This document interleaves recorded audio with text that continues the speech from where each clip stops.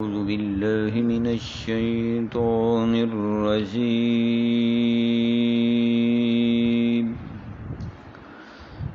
بسم الله الرحمن الرحيم.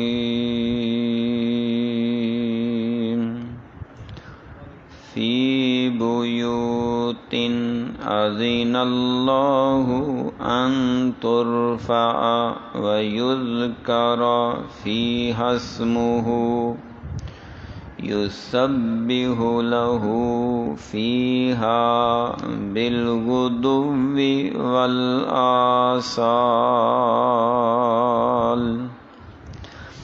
فی بیوت، گھروں کے بارے میں اذن اللہ، اجازت دی ہے اللہ تعالیٰ نے، ان ترفع، یہ کہ انہیں بلند کیا جائے، وَيُذْكَرَ، اور ذکر کیا جائے، فیہا، ان میں، اسمہ، اس کے نام کا، یسبح لہ، تسبیح بیان کرتے ہیں اس کے لیے، فیہا، اس میں، بالغدو، صبح بھی، والآصال، اور شام کو بھی. بیوتن سے مراد بیوت اللہ، مساجد اللہ ہے، اللہ کے گھر، اللہ کی مسجدیں. اذن اللہ سے مراد امر اللہ ہے کہ اللہ کا حکم ہے. ان ترفع سے مراد انہیں بلند کیا جائے، یعنی جیسے جیسے ضرورت بنتی جائے اور جیسے جیسے تعداد بڑھتی جائے، ویسے ویسے مساجد کو وسیع، عریض اور 2-3 منزلہ بنایا جائے، تاکہ نمازیوں کو بہترین پرسکون سہولت میسر ہو اور وہ بڑے ہی اطمینان قلب سے اللہ کی عبادت کر سکیں. یذکر فیہا اسمہ سے مراد اللہ تعالیٰ کے نام کا ذکر، یعنی آذان پڑھنا اور نماز ادا کرنا. یسبح لہ فیہا بالغدو والآصال سے مراد یہ 5 نمازیں ہیں.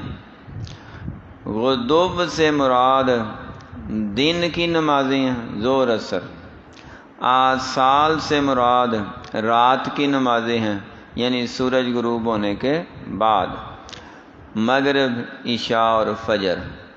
تو سورج کے طلوع اور غروب تک کے درمیانی وقفے میں ظہر عصر آتی ہے، اور سورج کے غروب سے طلوع تک کے درمیانی وقفے میں مغرب، عشاء اور فجر آتی ہے.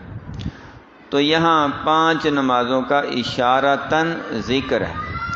اسے اشارۃ النص کہا جاتا ہے کہ قرآن پاک میں آیت سے ایک اشارہ ظاہر ہو رہا ہے، جس کی دلیل صحیح ترین احادیث میں وقت کے تعین کے مطابق بھی ذکر کی گئی ہے کہ فجر کا وقت فجر کی نماز، ظہر کا وقت ہے ظہر کی نماز، عصر کا وقت ہے عصر کی نماز، مغرب کا وقت ہے مغرب کی نماز، عشاء کا وقت ہے عشاء کی نماز.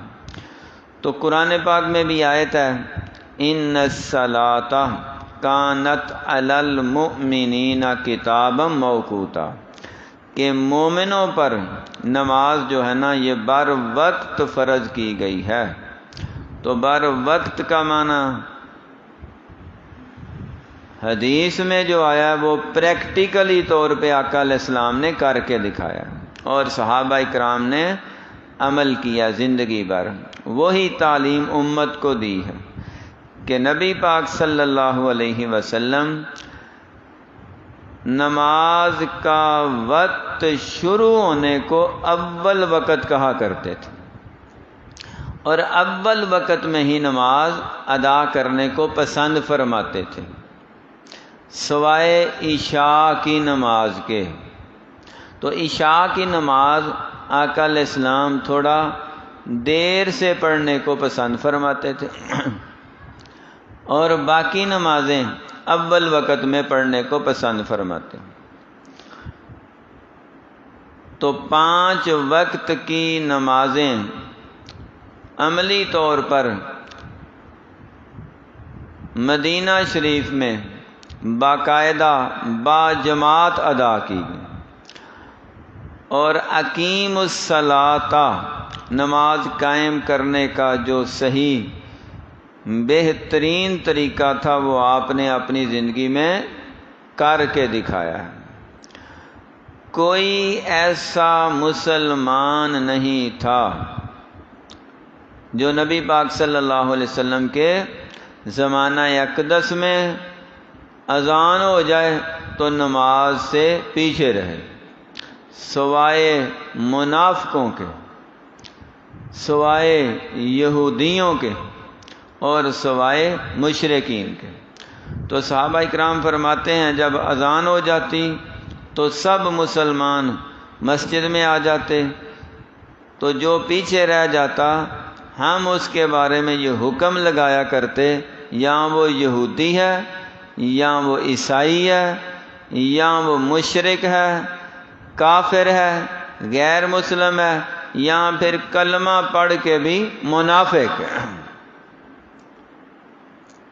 تو منافقوں کے لیے بھی وہی سخت آرڈر ہیں جو کافروں کے لیے تھے، یا ایھا النبی جاہد الکفار والمنافقین، کافروں سے اور منافقوں سے ایک طرح کا جہاد کریں، اور وہ جہاد لسانی تھا کہ ان کے خلاف سخت ترین بیانات دیں تاکہ یہ ڈر کے، آخرت کے خوف سے اور جہنم کے ڈر سے توبہ استغفار کر کے صحیح معنوں میں اللہ رب العزت کے تابع دار، فرما بردار اور نبی پاک کے صحیح طور پہ پیروکار بن جائیں۔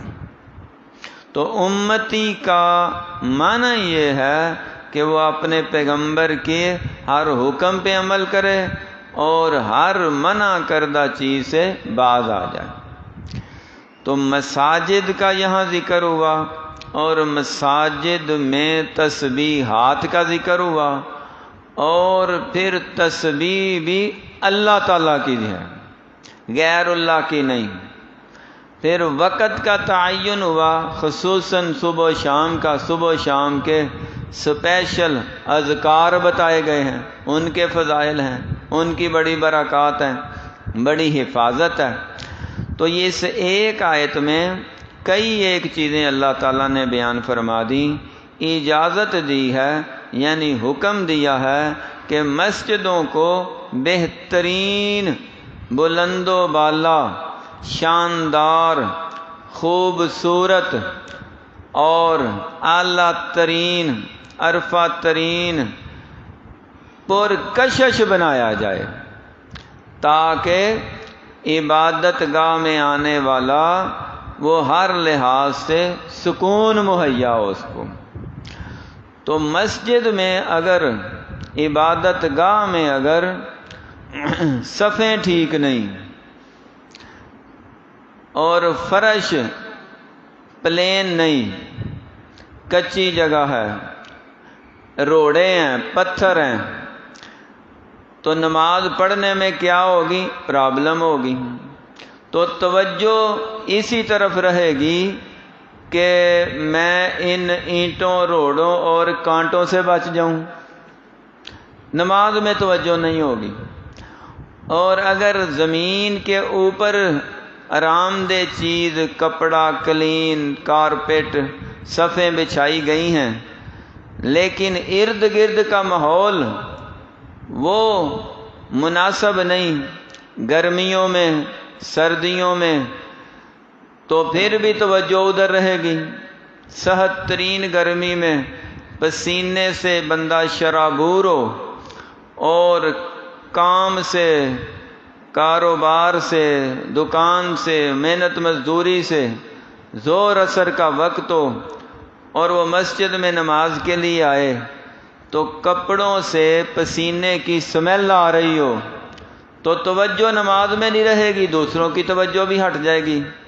تو ان کے لیے کمفرٹیبل ماحول مہیا کرنا یہ ان حضرات کی ذمہ داری ہے جو اپنے گھروں کو مزین کر سکتے ہیں، وہ اللہ کے گھر کو اپنے گھر سے زیادہ مزین کریں، زیادہ باسہولت بنائیں۔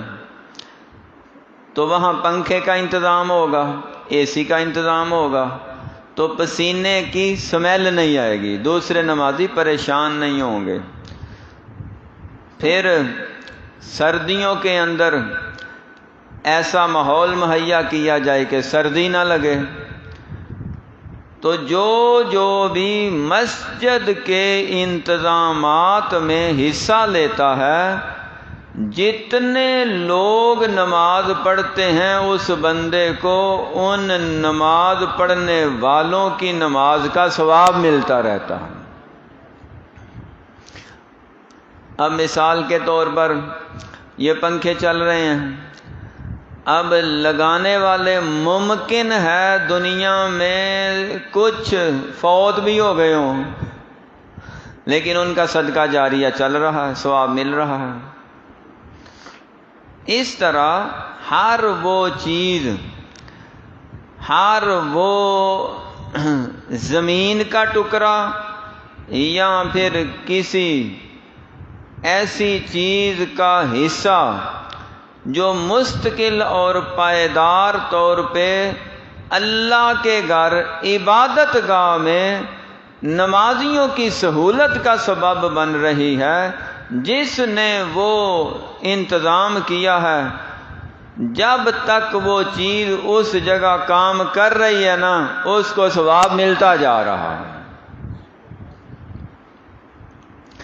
تو پھر کون سی چیز کا ایصال ثواب کرنا چاہیے مسجد میں، کون سا صدقہ جاریہ کرنا چاہیے جو ہفتے بعد ختم ہو جائے، مہینے بعد ختم ہو جائے یا سالوں کے سال چلتا رہے؟ انرجی سیور لگا دینا مسجد میں، یہ بھی بہت بڑا ثواب کا کام ہے، لیکن اس کی گارنٹی کوئی نہیں، یہ کچھ دنوں بعد روشنی دینا چھوڑ دے گا۔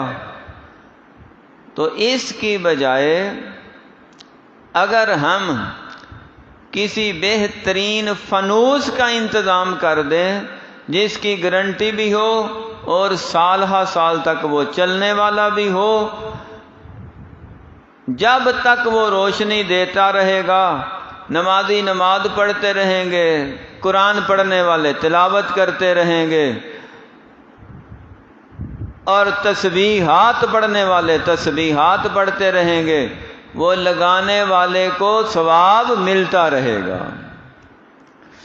ایک آدمی نے نبی پاک صلی اللہ علیہ وسلم کے زمانے میں مسجد میں چراغ لا کے رکھ دیا، مسجد میں روشنی ہو گئی۔ آقا علیہ السلام نے دعا فرمائی، اللہ تعالیٰ اس کی قبر کو روشن فرما دے۔ تو ہر وہ عمل جو ہم خود کریں اس کا ایٹومیٹک ثواب ہمارے ماں باپ کو بھی پہنچ جاتا ہے، کیونکہ ایصال ثواب میں اور صدقہ جاریہ میں کوئی بھی نیک عمل اولاد کرے تو ماں باپ کو ثواب، اور وہ افراد جنہوں نے اس ثواب کی طرف رہنمائی کی ہے، ترغیب دی ہے، تعلیم دی ہے، تو کسی سے سن کے شوق پیدا ہوا اور وہ عمل کیا، تو جس سے سن کے عمل کیا ہے اس کو بھی ثواب مل رہا ہے، اس کو بھی ثواب مل رہا ہے۔ فرمایا من دل علی خیر فلہ اجر مثل فاعلہ، جس نے کسی نیک کام کی طرف صرف اشارہ کیا، رہنمائی کی، سارے پیسے اس کے لگے ہیں، ساری محنت اس کی لگی ہے، ساری مشقت اس کی لگی ہے، اس بندے نے صرف رہنمائی کی ہے اچھے کام کی، جتنا ثواب اس کو ہے اتنا ثواب اس کو ہے۔ تو اچھے کام کی ترغیب دینا بھی یہ بھی کار ثواب ہے، اچھے کام میں حصہ ڈالنا بھی کار ثواب ہے۔ جیسے ابھی بات ہو رہی تھی، یہ بھائی صاحب نے کلاس لگائی، ہم سب بیٹھ گئے، اب انہوں نے ریلیں رکھی، قرآن پاک رکھے، اور یہ ثواب کا سلسلہ چل نکلا۔ اب جس نے جتنا جتنا حصہ لیا اس کو اتنا اتنا ثواب مل رہا ہے۔ پھر اس سے بھی پہلے جن حضرات نے اس ترجمہ کلاس کو شروع کیا کئی سال پہلے، تو ان میں سے کچھ بزرگ تو اللہ کو پیارے ہو چکے ہیں، اللہ تعالیٰ ان کی قبروں کو روشن فرمائے، جنت کے باغ بنائے۔ اب ان کو یہ سلسلہ صدقہ جاریہ کا تسلسل کے ساتھ ان کا یہ نیکیوں والا دروازہ کھلا ہوا ہے۔ ایسے ہی جیسے ہم ہر روز یہاں آ کے بیٹھ جاتے ہیں، تو ہم نے بھی ایک نہ ایک دن جانا ہے، یا جگہ چینج ہو جائے گی یا دنیا ہی چینج ہو جائے گی، تو ہمارا بھی اس کلاس میں آلریڈی حصہ شامل رہے گا، فرشتوں کے رجسٹر میں نام چلتا رہے گا، اور جب تک یہ کلاس چلتی رہے گی پڑھنے والے بدل جائیں گے، پڑھانے والے بدل جائیں گے، انتظام کرنے والے بدل جائیں گے، لیکن جس نے حصہ لیا ہوگا سب کے ثواب کا دروازہ کھلا رہے گا۔ تو ایک تو ہم بیٹھتے ہیں تعلیم کے لیے کہ کچھ ایسی باتیں ہیں جن کا علم نہیں ہوتا ان کا پتہ چل جاتا ہے، لیکن زیادہ نیت کیا ہوتی ہے؟ اجر و ثواب کے لیے۔ نماز ہم بار بار پڑھتے ہیں، الفاظ تو وہی ہوتے ہیں، قیام میں بھی وہی کچھ ہے، رکوع سجدے میں بھی وہی کچھ ہے، تحیات میں بھی، تو بار بار کیوں پڑھتے ہیں؟ اجر و ثواب کے لیے، کہ عبادت کرنے سے ثواب بڑھتا ہے۔ تو قرآن پاک پڑھنا، پڑھانا، سیکھنا، سکھانا یہ بھی عبادت ہے، اور نبی پاک صلی اللہ علیہ وسلم نے فرمایا خیرکم من تعلم القرآن وعلمہ، تم میں سے سب سے بہترین، یعنی تم مسلمانوں میں سے بھی سب سے بہترین مسلمان وہ ہیں جو قرآن پاک کی تعلیم دینے والے ہیں، قرآن پاک کی تعلیم حاصل کرنے والے۔ تو ثواب میں دونوں برابر ہیں، تعلیم سکھانے والا بھی سیکھنے والا بھی، سب کو برابر کا ثواب مل رہا۔ اور پھر فرمایا جب یہ سلسلہ شروع ہوتا ہے تو اللہ تعالیٰ نے کچھ ایسے فرشتے رکھے ہیں، ان للہ ملائکۃ سیاحین فی الارض، اسپیشل فرشتے دنیا میں گھومتے رہتے ہیں، ڈھونڈتے رہتے ہیں، جہاں کہیں انہیں ایسی قرآن کی مجلس نظر آتی ہے وہ باقیوں کو بلا کے بھی چاروں طرف سے گھیر لیتے ہیں، اور کچھ اپنے پروں کے ذریعے ان کے اوپر سایہ کر دیتے ہیں۔ جب محفل، کلاس، مجلس برخاست ہوتی ہے تو فرشتے آسمان کی طرف جاتے ہیں، اللہ تعالیٰ کو ساری رپورٹ مہیا کرتے ہیں، رب تعالیٰ فرماتے ہیں اے میرے فرشتوں تم گواہ ہو جاؤ، میں نے ان سب کے نام لے لے کے سب کو معاف ہی فرما دیا۔ تو ہر روز ہمیں یہ معافی ملتی ہے، سبحان اللہ، کس قدر بڑی خوشخبری ہے۔ اور اگر یہ معافی پہلے سے ہو اور ہم نے کوئی نافرمانی بھی نہ کی ہو تو اللہ تعالیٰ ہماری سوچوں سے بڑھ کے ہمیں اجر و ثواب عطا فرما دیتے ہیں۔ تو مسجد کے ساتھ وابستہ رہنا یہ ایسے ہی ہے جیسے السمک فی الماء، مچھلی پانی میں ہے، اور مومن بندہ مسجد میں ایسے ہی تیرتا ہے، پرواز کرتا ہے، اڑتا ہے، شوق ذوق سے بیٹھتا ہے کہ وہ پانی میں مچھلی کو سکون ملتا ہے اور مومن کو مسجد میں سکون ملتا ہے۔ تو جس مچھلی کو پانی میں سکون نہ ملے وہ سمجھو مر چکی ہے، اور جس بندے کو مسجد میں آ کے بھی سکون نہ ملے سمجھو اندر سے مر چکا ہے۔ نبی پاک صلی اللہ علیہ وسلم نے فرمایا مثل الذی یذکر ربہ والذی لا یذکر کمثل الحی والمیت، جو اللہ کے گھر میں آ کے بھی اللہ کا ذکر کر کے بھی اطمینان قلب حاصل نہیں نہ کرتا سمجھو اس کا دل مر چکا ہے۔ وہ اپنے دل کو زندہ کرے، علاج کرے، اور زندہ کیسے ہوگا؟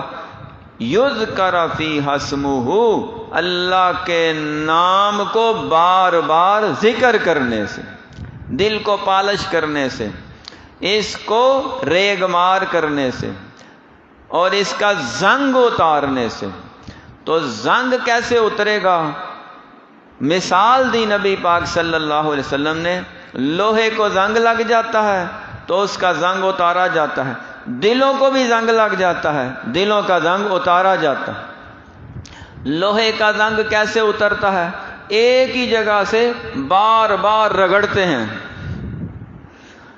ایک ہی جگہ کو بار بار ایک ہی چیز سے رگڑا جا رہا ہے تو آہستہ آہستہ زنگ اتر رہا ہے۔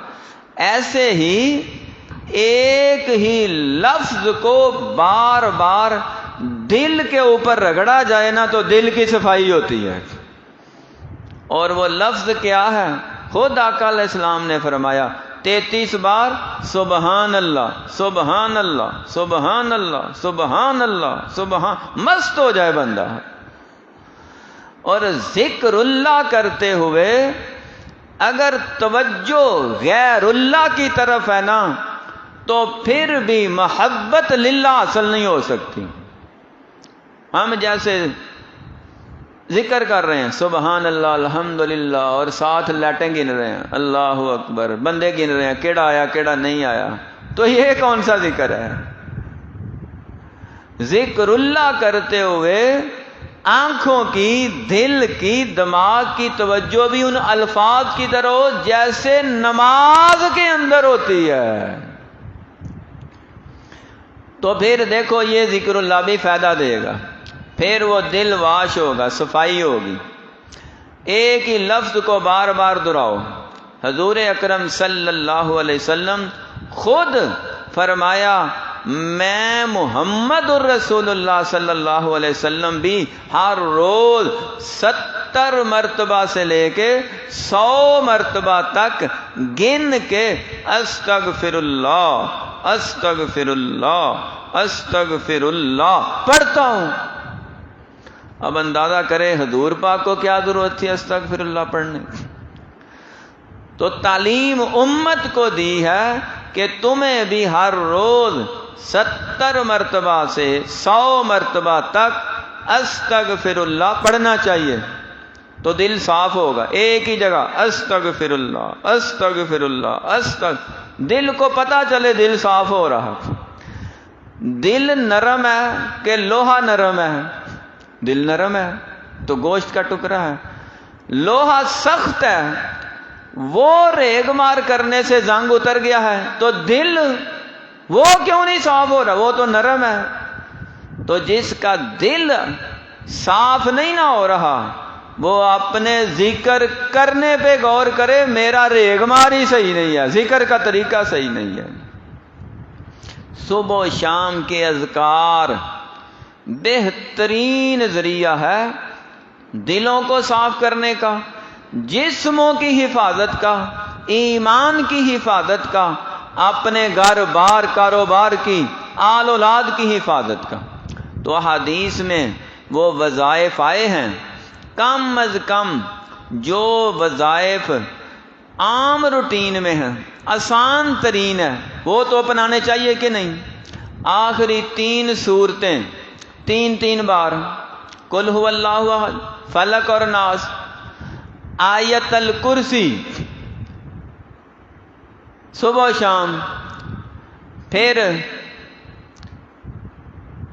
بسم اللہ الذی لا یضر مع اسمہ شیء فی الارض ولا فی السماء وہو السمیع العلیم 3 بار، اعوذ بکلمات اللہ التامات من شر ما خلق 3 بار۔